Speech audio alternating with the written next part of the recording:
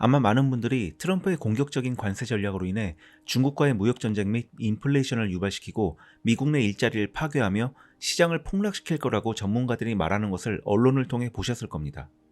심지어 일부는 트럼프의 내부자들이 하락장에 대량 매수를 하기 위해 일부러 폭락을 시킨다고도 주장합니다. 공포지수는 올라가고 주식시장 및 비트코인은 하락했으며 이 모든 원인이 트럼프에 의한 불안 요소를 반영한 듯 보입니다.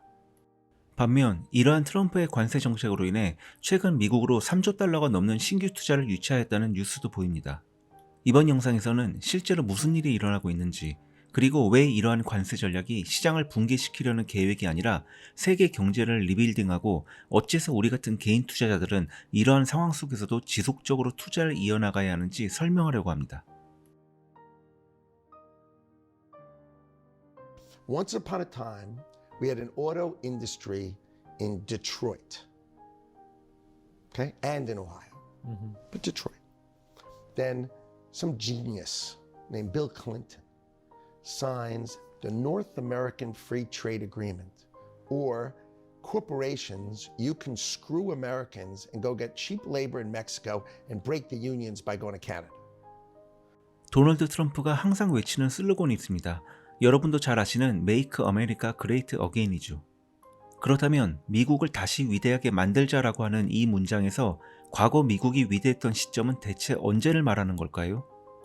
이것은 단순한 슬로건이 아니라 실제 미국 역사에서 구체적으로 최전성기였던 시대를 언급하고 있으며 그 시점은 1913년 이전까지입니다. America was built on tariffs with no income tax. No income tax till 1913. 이때까지 미국은 관세로 모든 것을 충당했기에 정부는 일반인들로부터 소득세가 필요하지도 않았습니다. 지구상에서 가장 부유한 나라였으며 엄청난 호황을 누리고 있었고 심지어는 돈이 너무 많아서 잉여금을 어떻게 써야 할지를 연구하는 위원회까지 있을 정도였습니다. 이것이 트럼프가 돌아가고자 하는 원래의 미국이며 관세 정책은 아무 생각 없이 진행하는 것이 아니라 경제를 예전처럼 재건하려는 전략의 일부일 겁니다. It's 1945. We need to rebuild the world. Okay, so we decide we're going to take our tariffs down. And we'll let them, here's the key, we'll let them have tariffs be up. And we will export the power of our economy to let them rebuild. 무역에 적용된 이 정책은 우리가 잘 알고 있는 마셜 플랜입니다. 폐허가 된 서유럽 동맹국들을 중심으로 유럽 자유국가들의 재건과 경제적 번영을 위해 미국이 계획한 원조 기획이며 미국 시장을 개방함으로써 유럽과 일본 그리고 한국 및 동남아시아에도 동일한 혜택을 제공했습니다.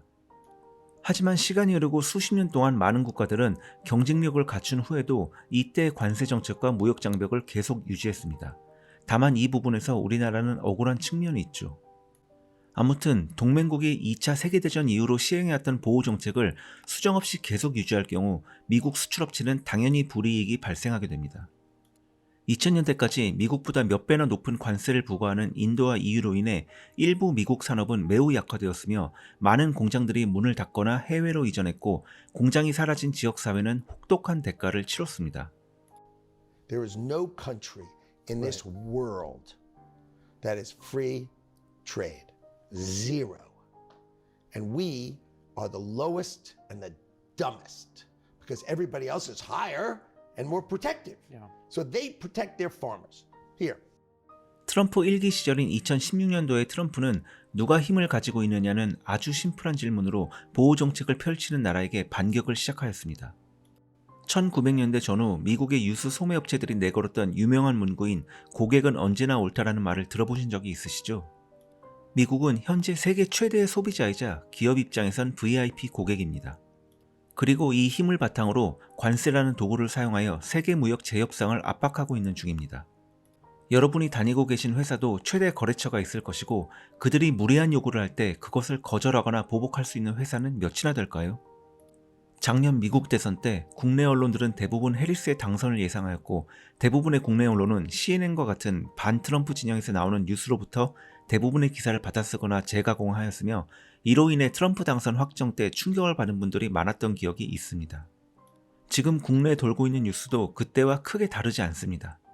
트럼프의 관세 정책으로 인해 경제가 계속 추락하고 있고 이로 인해 인플레이션이 유발될 것이며 경기 침체가 다가오고 있다는 말을 반복하고 있습니다. 그리고 이로 인해 미장에 투자하고 계신 많은 분들이 공포의 매도를 하고 있는 안타까운 상태입니다.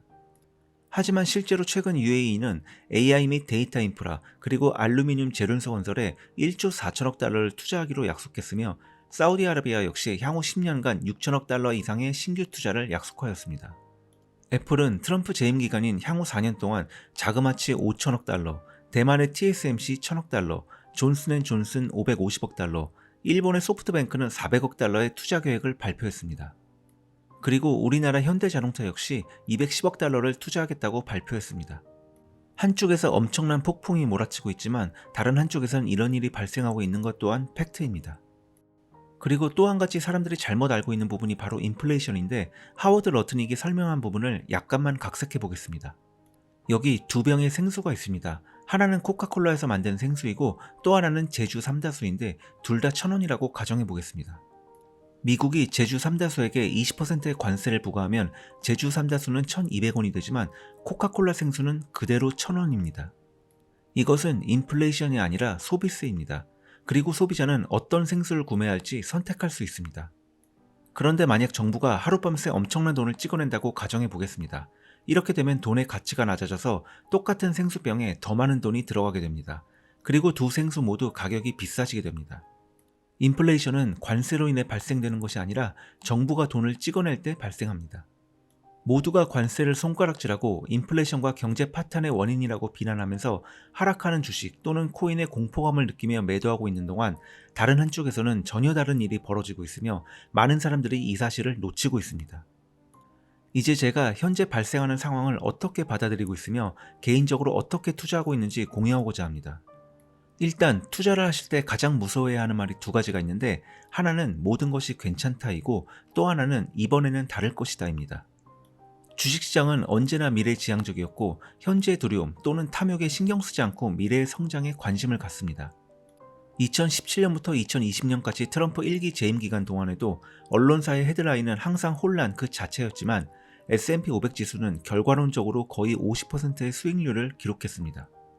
그 시절에도 무역전쟁, 금리전쟁, 심지어 코로나까지 하루가 멀다 하고 시끄러운 뉴스가 난무하였는데도 불구하고 엄청난 경제적 변화가 일어났기 때문입니다. 지금도 모든 헤드라인은 극도의 공포와 혼란으로 가득 차 있는 것처럼 보이지만 현재 미국의 공급망은 리빌딩되고 있으며 공장이 다시 가동되고 3조 달러가 미국으로 유입되고 있는 것도 팩트입니다. 그리고 부는 역사적으로 모든 것이 혼란스럽고 무너져 내리는 것 같은 느낌이 들 때 만들어집니다.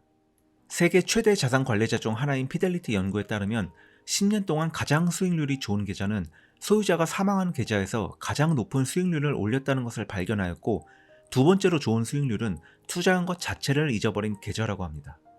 즉, 시장은 포지션을 잡고 아무것도 하지 않는 투자자에게 보상을 줍니다.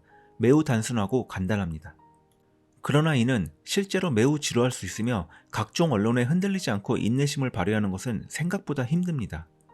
그래서 제가 항상 말씀드리는 것이 매달 정기적으로 투자를 하되 한번 넣은 돈은 관심을 끊고 현생에 충실하라는 겁니다.